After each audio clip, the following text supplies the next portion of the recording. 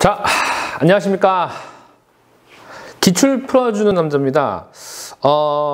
우리 지난 시간에 이어서 오늘은 이제 무역거래 형태 중에 연계무역 있죠. 연계무역의 디테일을 좀 보겠습니다. 연계무역의 디테일인데, 먼저 연계무역에 대해서 한번 시작해 보겠습니다. 디테일로 들어갑니다. 먼저 연계무역이고요. 연계무역이고요. 네. 연계무역이고, 첫 번째는 물물교환. 물물교환이 있는데, 요거 한번 먼저 볼게요. 물물교환. 물물교환은 우선 뭐냐면은, 말 그대로 물건끼리 교환이에요. 물건끼리 교환. 물건끼리 교환인데, 따라서 대금 결제가 없다라는 게 특징입니다. 예, 대금 결제 없습니다. 대금 결제 X. 여기서 제가 드릴 말씀이 없습니다. 물물교환은 오렌지를 주고 사과를 받던, 오렌지를 주고 바나나를 받던 물건끼리 교환이니까 이 정도로만 할게요. 크게 이슈가 없어요. 그 다음에 이제 구상무역입니다. 구상무역이라 해가지고, 구상무역 해가지고 말 그대로 셀러가 물건을 주고 그에 따른 대금을 회수를 합니다. 그리고 셀러도 물건 팔아준 거에 고마워서 바이어가 파는 물건을 사오면서 대금을 지급하고 서로 상부상조하는 관계라고 말씀을 드렸습니다. 서로 팔고, 서로 사고 팔고. 서로 셀러와 바이어죠. 셀러와 바이어끼리 서로 사고, 팔고, 서로 사고 파는 거래. 사고 파는 거래라고, 사고 파는 거래. 네. 사고 파는 거래라고 할게요. 구상무역은 일반적인 이겁니다. 근데 사실 구상무역과 연계무역이라는 거의 전체 틀 자체가 여기 이제 서로 사고 파는 거래인 게 맞아요. 맞는데 각 거래마다 특징을 찾아보자면은 여기는 대금 결제라는 부분에서 대금 결제라는 부분에서 독특해요. 좀 요 대금 결제라는 부분에서 특수한 신용장에 사용된다라는 거예요. 특수한 신용장에 사용되는 겁니다. 네. 특수한 신용장이 사용된다. 특수한 신용장. 일단 우리가 좀 신용장이 뭔지를 배우지는 않았어요. 지금 신용장이 한글로 쓸게요. 원래 LC가 신용장인데 네, 한글로 쓸게요. 신용장 사용. 아직 우리가 배운 적이 없기 때문에 일단 신용장이라는 말 제가 쓰겠습니다. 신용장 아직 배운 적 없죠. 아직 배운 적이 없는데 일단 어디까지 아시면 좋으냐면 이 특수한 신용장이 뭔지만 아시면 일단 돼요. 그럼 일단 구상무역은 해결이 됩니다. 세 가지가 뭔지. 제목만 가져가도 됩니다. 현재로서는. 하지만 나중에 이거 자체만으로 시험에 나올 수 있으니까 그건 따로 한번 정리를 해야죠. 그런데 신용장이라는 게 한번 개념을 접한 이후에 가져가는 게 좀 더 쉽죠. 네. 먼저 동시발행 신용장. 동시발행 신용장입니다. 동시발행 신용장. 아직 여러분 아시겠지만 우리가 공부하는 건 무역 영어죠. 무역 영어죠. 그래서 영어로 100 to 100 LC라고 합니다. 참고로 신용장을 LC라고 합니다. LC라고 합니다. 네. 그 다음에 두 번째는요. 두 번째는 기탁 신용장. 기탁 신용장이라고 하고요. 영어로는 escrow LC.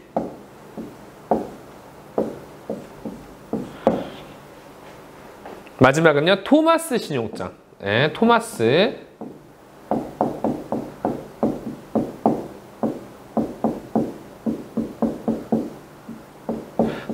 신용장. 제가 말씀드리고 싶은 건 딱 이겁니다. 구상무역에서 사용이 되어지는 특수한 특징은 바로 특수한 신용장에 사용된다라는 건데 그 특수한 신용장이 뭔지 이 세 가지만 가져가시면 됩니다. 동시발행 신용장, 기탁 신용장, 토마스 신용장. 네.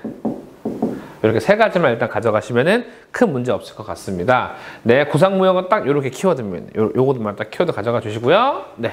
그 다음에 이제 세 번째 보시면은 세 번째는 지금 뭐가 있냐면은 대응 구매라고 했죠. 교재 대응 구매. 세 번째. 네. 대응 구매. 실제로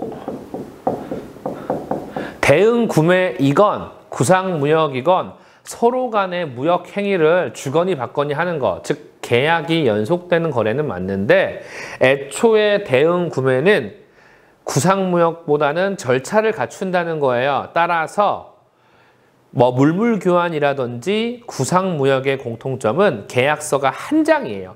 한 장의 계약서로만 단순히 사건이 팔건이라고 하는데 애초에 대응 구매는 수출계약 셀러 기준에서 수출계약 한 건, 바이어로부터 다시 물건을 구매해서 가지고 오는 수입계약 한 건, 이래서 아예 계약서를 2장으로 쓴다 이겁니다. 2장.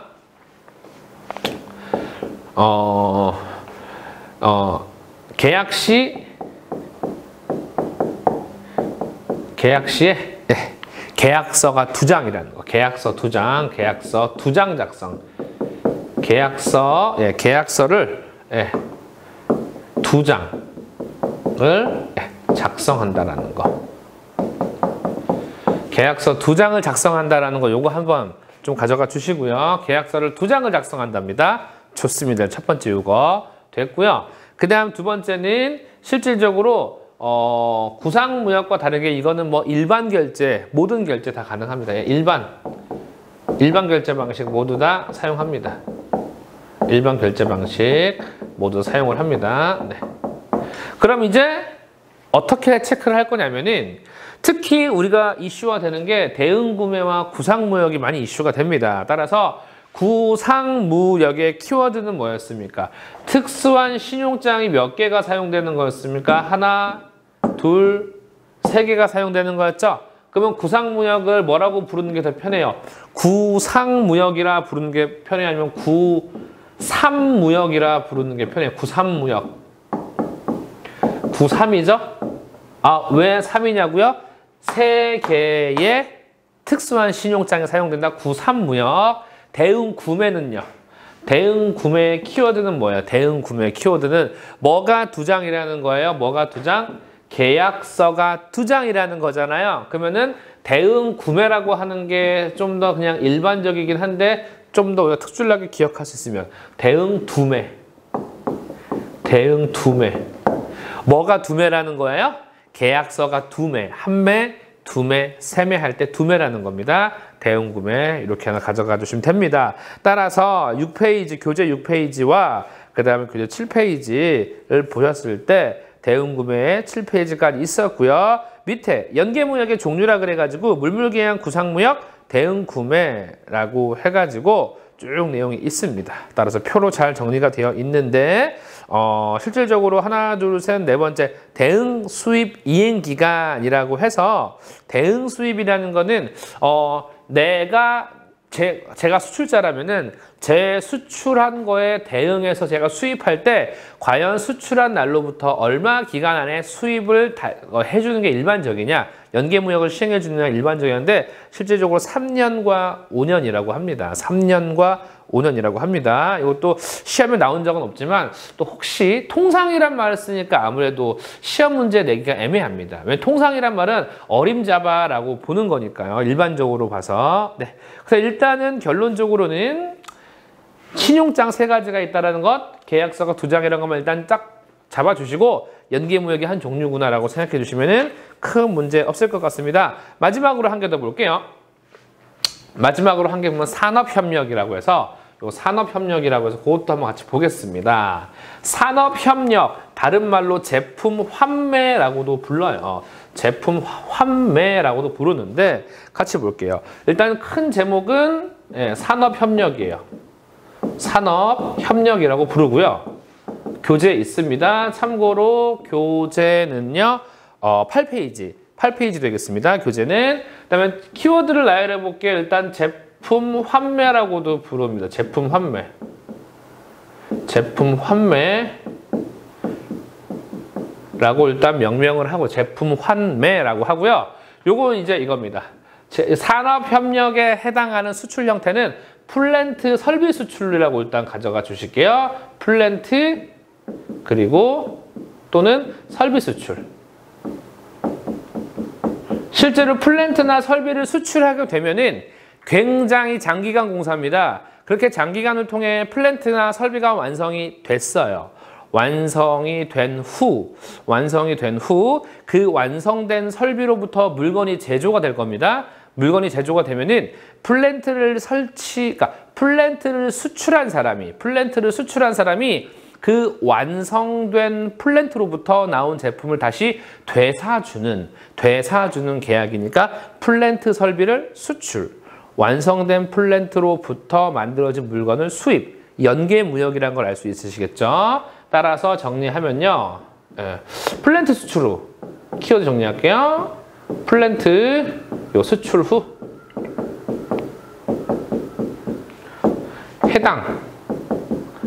수출한 해당 플랜트에서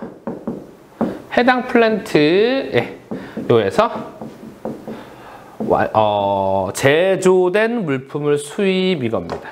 제조된 물품을 수입. 결국 수출과 수입이 다 동반되는 연계무역이죠. 예.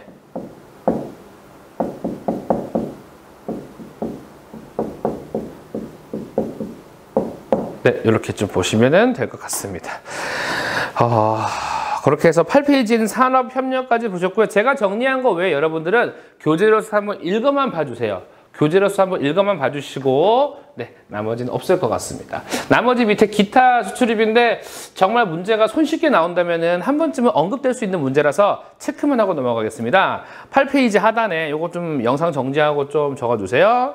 8페이지 하단에 기타 방식의 유형이라고 있습니다. 녹다운 수출 별표 하나고요. 네. 2번, 3번은 읽어만 볼게요. 녹다운 수출이라고 한다는 거는 따로 정리 안 할게요. 책에 있는 내용 그대로 보겠습니다. 먼저 말씀을 드릴게요. 수출을 하는데 제가 완제품 수출은 아니에요. 좀 한번 적는 게 나을 것 같네요. 네. 녹다운 수출이라고 하는 거는 첫 번째 키워드 보시면은 일단 완제품 수출이 아니에요. 완제품 수출이 일단 아니라는 것만 기억해 주시고요. 두 번째 보시면은 완제품 수출이 아니라 부품이나 반제품을 수출합니다. 부품, 반제품 수출. 부품 또는 반제품을 수출합니다. 네, 그 다음에 그렇게 수출된 부품과 반제품들이 이것들을 수입한 수입국, 즉 현지에서 조립이 완성이 돼서 팔리는 거예요. 네. 잘 보시면은 수입국 현지에서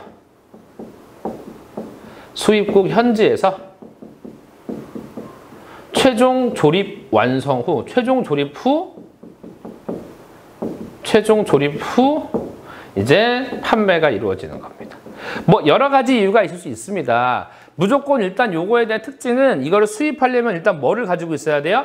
그렇죠. 조립할 수 있는 능력을 가지고 있는 게 매우 중요하고요. 그 다음에 이제 일반적으로 세율적인 부분으로 봤을 때 대한민국 기준으로 완제품보다는 부품이 좀 더 세율에 대한 낮습니다. 세율이 퍼센테이지가 낮습니다. 왜냐면은 완제품은 그대로 들어오게 되면은 바로 유통이 되어서 팔리지만 부품이 수입되어 오면은 아무래도 가공을 거치게 됩니다. 그렇다면 그 가공은 바로 국내에서 인력이 투입돼서 가공을 거치기 때문에 어떤 국내 부가가치 창출에 기여를 한다는 측면에서 조금 낮게 측정하고 있습니다. 따라서 요 키워드만 가져가 주시고요. 요 3개 키워드만 가져가 주시고 책에 있는 내용 한번 가볍게 읽어만 주세요. 그래서 내용이 이해가 되시면 그냥 넘어가 주세요. 편하게. 밑에 보시면은 OEM 방식, ODM 방식 그냥 한번 읽어만 주세요. OEM 방식은 말 그대로 주문자 상표 부착 방식이라고 하는데 ODM도 제조업자 개발 생산 수출 방식이라고 하는데 넘어가 주세요. 이거는 시험에 거리가 멉니다. BWT 4번에 BWT에다가 적어 주실게요. BWT에다가 BWT에다가 적어 주실게요. BWT에다가 땡땡 이렇게 할게요. 보세 창고도 거래. 보세 창고도 거래라고 해서 보세 창고도 거래이고요. 키워드 몇 개만 나열할게요. 보세구역이라는 게 먼저 아실 필요가 있을 것 같아요. 보세구역. 네, 보세구역이란 거에 대해서 먼저 개념을 가져가시면 될 것 같은데 보세구역이란 세금의 부과가 보류된 구역이에요. 아직 세금 부과하기 전 그 지역을 말합니다. 세금 부과가 보류된 지역. 보류된 구역이라고 할게요. 보류된 구역. 이거를 무슨 구역이라고 해요? 보세구역이라고 해요. 보세구역. 그럼 보세구역에는 어떤 물품들을 장치할까요? 이 보세구역에는 일반적으로 봤을 때 외국 물품이 장치가 됩니다. 외국 물품. 외국 물품이 장치가 돼요. 외국 물품이 장치가 됩니다. 외국 물품이 장치가 되고요. 그 다음에 이곳에서는 보세구역에서는 모두 장치라는 건 말 그대로 이제 보관이죠. 보관.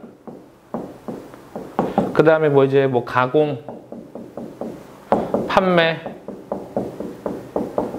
전시, 뭐 건설 등등이 이루어지기 때문에 보세구역에서는 여러 가지 다양한 기능들이 있습니다. 그런데 보세창고도 거래라는 건 결국 간단해요. 결국 간단합니다. 거래. 이 매매 계약을 어디에서 거래를 하고 인도한다는 거예요? 보세창고에서 거래한다는 거예요. 상품 거래를 하는 장소가 보세창고다라는 뜻입니다. 끝. 상품을 거래하는 장소. 요 거래하는 장소가 바로 어디라는 거예요? 보세구역이라는 거예요. 끝이에요. 이게 뭐 없습니다. 별로. 보세구역. 이거라는 겁니다. 끝! 아셨죠, 여러분? 네. 이렇게 해서 요 간단히 봐주시고요. 그 다음에 뭐 이제 9번에 이제 뭐 CTS X, 9페이지에. 그래서 여러분, 고전의 8쪽에요. BWT 방식 요거는 내용이 쭉 길긴 하지만 한번 읽어만 주세요. 왜냐? BWT라는 것 자체가 보세창고도 거래이고, 일단 우리는 지금 먼저 보세구역이 뭔지를 아실 필요가 있어요. 그 다음에 이제 결국 BWT 보세창고도 거래는 보세구역에서 거래를 하는 걸 의미하는데, 자세한 내용은 책으로 한번 눈으로만 읽어만 보세요. 실질적으로 출제가 된 적은 거의 없었습니다. 9페이지 보시면은 상단에 5번에 CTS라고 있습니다. X입니다. 그 다음 밑에 무역 거래 형태표 한번 가볍게 봐주세요. 우리는 최대한 시험과 연관된 것만 봐야 되니까 눈으로만 가볍게 봐주시고요. 좋습니다. 10페이지 보시면요. 대외무역법상 특정거래 형태의 수출입이라고 있는데, 일단은 특정거래 형태라는 말에 밑줄을 부탁드릴게요. 특정거래 형태 요거 실제로 우리 시험이요. 대외무역법, 관세법, 외국환거래법과 관련하여서 문제가 나온다면 한 문제 정도 나오고 안 나오면 거의 나오진 않습니다. 많이 출제 비중이 좀 낮아지고 있긴 한데 만약에 나온다면 이 특정거래 형태가 나온 적은 있었어요. 근데 뭘 물어보느냐? 특정거래 형태 종류를 물어보는 게 좀 일반적입니다. 따라서 우리가 배운 것도 있습니다. 교재로 잠깐 같이 볼게요. 대외무역법상 특정거래 형태의 수출입이라고 하는데 특정거래 형태 중에 밑에 1번과 2번 묶어주실게요. 1번은 위탁판매 수출, 2번은 수탁판매 수입이라고 하는 겁니다. 수탁판매 수입. 위탁판매 수출, 수탁판매 수입이라고 하는 건데, 이거 보시면 이제 위탁판매 수출, 수탁판매 수입. 말 그대로 판매, 대신 팔아달라고 위탁, 부탁하는 거예요. 대신 팔아달라고 부탁하는 거고요. 수탁판매 수입은요, 즉 위탁 판매 수출은 수출자 입장인 거예요. 요 위탁 판매 수출은요. 요 위탁 판매 수출은 누구 입장에서 지금 바라보고 있는 거예요? 수출자 입장에서 지금 바라보고 있는 거고요. 수탁 판매 수입. 수탁 판매 수입은요. 똑같은 상황에서 누구 입장에서요? 수입자 입장에서 바라보고 있다는 거 좀 기억해 주시고요. 수입자 입장. 이렇게만 가져가 주시고요. 위탁 가공무역, 수탁 가공무역도 묶어주세요. 잘 보세요. 위탁 판매 수출이 대신 팔아달라고 부탁하는 거라면은 위탁 가공무역은 뭐예요? 대신 팔아달라가 아니라 만들어달라고 이제 부탁하는 거고요. 그거를 받는 입장에서는 수탁가공무역이고요. 그 다음 밑에 나머지 거 10페이지에 임대수출, 11페이지에 임차수입, 빌려주는 무역, 빌리는 무역, 끝. 그 다음에 이제 연계무역은 좀 전에 보셨으니까 넘어가고요. 중개무역도 우리 전 영상에서 다 정리를 했습니다. 외국 인수 수입, 외국 인도 수출 두 개 묶어주세요. 9번과 10번 묶어주시고요. 외국 인수 수입, 말 그대로 간단합니다. 그림으로 설명을 드려볼게요. 대한민국 이렇게 있고요. 중국이 있고 이렇게 일본이 이렇게 있는데 실제로 셀러와 바이어가 대한민국에서 거래를 체결을 했습니다. 하지만 셀러 입장에서는 셀러는 공장이 중국에 있어요. 물건이 여기에 있고 바이어는 창고가 일본에 있어요. 창고가 여기에 있습니다. 따라서 셀러도 외국에서 중국이라는 외국에서 일본이라는 외국으로 물건 보내고 바이어도 중국이라는 외국에서 다시 바이어 입장에서 다시 이제 외국이라는 또 다른 이제 나라 일본으로 물건 받는 거죠. 즉 수출자 입장에서는 외국 인도 수출이 되고요. 수입자 입장에서는 외국 인수 수입이 되는 겁니다. 물론 시험에는 안 나오긴 하지만 외국 인도 수출이라는 거는 이제 교재에 나온 것처럼 대금은 국내에서 결제가 되지만 물건의 위치는 국내를 왔다리 갔다리 하는 게 아니라 외국에서 외국으로 넘어간다. 이 뜻입니다. 11번의 무한 수출입은 말 그대로 환거래, 대금 결제가 없이 무상으로 보내는 샘플 거래 같은 거라고 보시면 될 것 같습니다. 따라서 그렇게 봐주시고요. 여러분 11페이지는 그렇게 마무리 짓고요. 출제율은 많이 낮습니다. 12페이지 X, 13페이지 참고해 주세요. 수입 신고서가 이렇구나라고요. 14페이지의 수출 절차 X, 15페이지에도 수출 신고서가 이런 거구나. 참고만 해주세요. 물론 서식 문제는 안 나옵니다. 걱정하지 마세요. 16페이지에 무역 관련 국제기구 X입니다. 17페이지도 X입니다. 기본적인 내용에 전반적인 내용을 담은 거지 이거 자체가 시험 문제 나오지 않습니다. 18페이지도 X입니다. 따라서 여러분 18페이지까지 제가 X라고 말씀드린 부분은 정말 이제 과감히 볼 필요가 없으시고요. 형성평가 문제 여러분 형성평가 문제 한번 직접 풀어봐 주시고요. 아마 근데 제 생각에는 형성평가 문제를 그냥 워밍업으로 살짝 대충 눈에 들어오는 것만 풀어주세요. 어차피 제 유튜브에서는 기출문제를 무료로 풀이하고 있으니까 이 내용들을 정리한 다음에 기출문제로서 승부를 보셔야 되는 겁니다. 네, 좋습니다. 그래서 그렇게 해서 형성평가도 가볍게 풀어주실 분들은 풀어주셔도 크게 상관이 없을 것 같습니다. 예, 이렇게 해서 무역의 기본 개념에 대해서는 이렇게 마치기로 하고요. 전 다음 이제 해외 시장 조사에서 다시 한번 영상으로 올리겠습니다. 여러분 고맙습니다.